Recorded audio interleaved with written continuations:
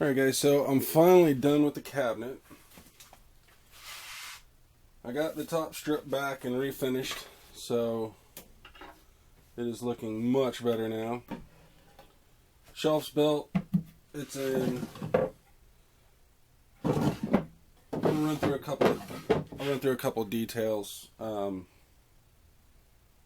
I know a lot of folks are skipping, and I don't blame you with these long videos I'm putting out. So the hinges are just modified cheapo hinges that I painted with Hammertone copper spray paint. It's not a dead-on match for what's happening here, but it's pretty close, and I just happen to have it. The panel in the door and the panels on the sides I did all by hand. I turned the pulls, and I did do the half-blind dovetails here, but once I stained it, there's no contrast. I mean, you can see it if you're looking for it, but it doesn't jump out at you. Also, the stops for the drawers are just little pieces of wood that I glued to the front, so it's registering the face instead of trying to put a stop at the back. That way, even with wood movement, the drawer will always stop at the same place in the front. So, the shelf's just some 3/4 plywood. Nothing extravagant there. I do have a magnet right here in the edge, and there's a matching magnet in the leg right here in the post. There's also a stop, so it's kind of like wearing suspenders and a belt, but it doesn't really matter. In the original picture where I put the cabinet, where I put the top on the cabinet, I had the bevel on top. And that was the original plan, and then I realized how silly that looked. So I flipped it over. Now the bevel's on the bottom. It actually looks much, much better than it would have. I did a lot of talking in the other videos about how dark I wanted this finish to be, and I was shooting for something quite a bit darker than this, but like I said in some of the other videos, I don't stain very often, so I have zero practice at it. Well, not anymore, I got a little bit now, but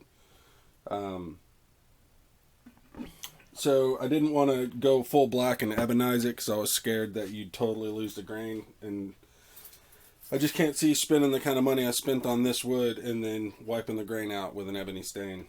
But I do like the way this looks. It turned out really nice. I think it's going to age well. Every part on it has minimum 5 coats of shellac.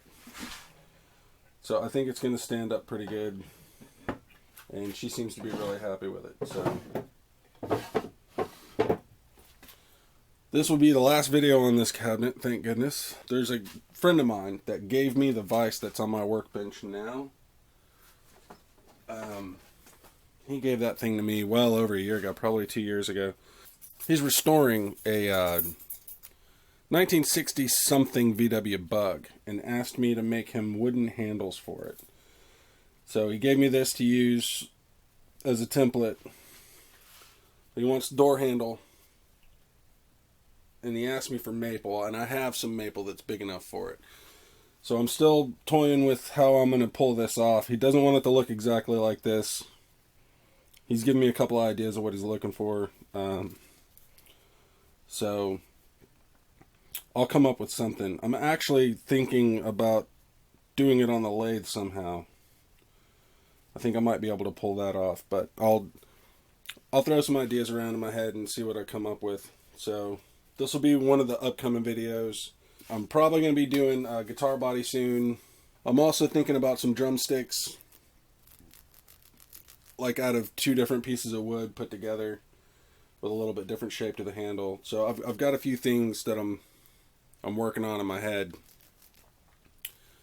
to come up with after this thing. But for the next while, it's just going to be small projects. So now that this thing's over, I'm going to have a complete playlist for this project. And if you found it interesting at all, or if you learned anything at all, which, I mean, I'm just teaching myself this stuff anyway, and learning from you guys, believe it or not. So if I came up with anything you guys hadn't seen before, whatever, just do me this solid, throw me a thumbs up, and share this series. the playlist.